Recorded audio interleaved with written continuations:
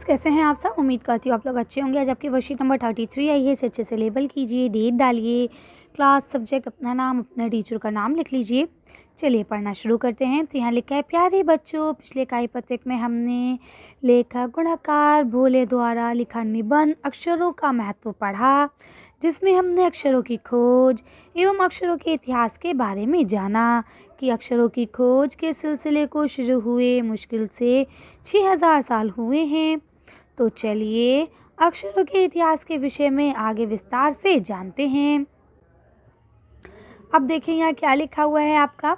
तो यहाँ लिखा हुआ है, अक्षरों की खोज के साथ एक नए युग की शुरुआत हुई।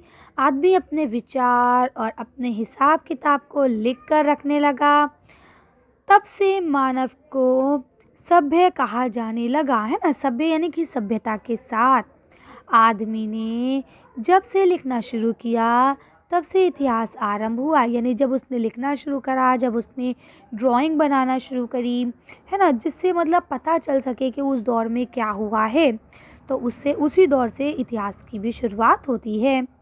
किसी भी कौम या देश का इतिहास तब से ही शुरू होता है जब से आदमी के लिखे हुए लेख मिलने लग जाते हैं। यानी जिस समय से लिखे हुए लेख मिलते हैं उसी, भाई जाहिर सी बात है, अभी मैं क्या कर रही हूँ आपको क्या पता, अगर मैं आपको लिख के ना बताऊँ, बोल के ना बताऊँ, और बोल के तो तब बताऊँगी ना जब मैं ज़िंदा होंगी, है ना। तो आदि मानव क्या करते थे, कैसे रहते थे, हमें नहीं मालूम ना, क्योंकि वो ज़िंदा भी नहीं है जो मैं बोल के बताए, और उनका कुछ लिखा हुआ भी नहीं मिलता। जब उनका लिखा हुआ मिलता है तभी हमें पता चलता, अच्छा वो ऐसे करते होंगी, अच्छा उनके पास ये चीज़ें होंगी, है ना। इस प्रकार इतिहास को शुरू हुए मुश्किल से 6000 साल हुए हैं।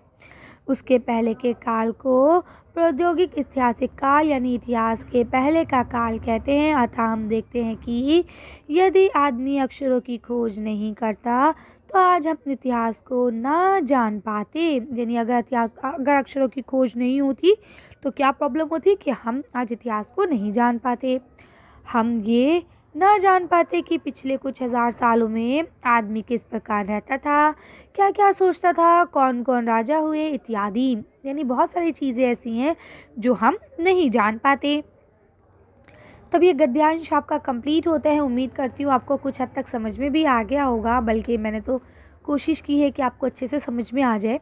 अब देखिए यहाँ लिखा है, गद्यांश को ध्यानपूर्वक पढ़कर पूछे गए प्रश्न के उत्तर दीजिए।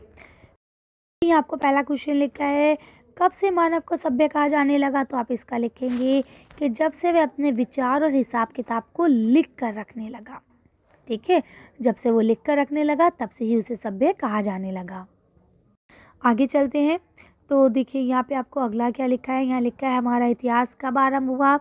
तो कब हुआ, जब आदमी ने लिखना शुरू करा, है ना। आगे देखिए लिखा है कि इतिहास के पहले के काल को क्या कहा जाता था। तो भी हम लोग ने पढ़ा, प्रौद्योगिक ऐतिहासिक काल कहा जाता था। अब यहाँ आपको आखिरी क्वेश्चन लिखा है, अगर आदमी अक्षरों की खोज नहीं करता तो क्या होता, लिखिए। तो चलिए इसका आंसर देखते हैं। तो देखिए आप इसका आंसर यहाँ से लिखेंगे, यदि आदमी अक्षरों की खोज नहीं करता तो आज हम इतिहास को ना जान पाते। हम ये ना जान पाते कि पिछले कुछ हजार सालों में आदमी ने किस प्रकार रहना सीखा, या किस तरह से रहता है, क्या क्या सोचता है, कौन कौन से राजा हुए, क्या क्या वो काम करता था, है ना। कौन सी चीज़ उसने सबसे पहले करना सीखी, कौन सी चीज़ उसने उसके बाद करना सीखी, ये सारी चीज़ें हम नहीं जान पाते। ठीक है। अब देखिए ये आपको गतिविधि दी गई है, अपनी लिपि के कुछ अक्षरों के बारे में जानकारी एकत्रित कीजिए जो अब प्रयोग में नहीं रहे, प्रचलित नए अक्षर जो अब प्रयोग में आ गए हैं।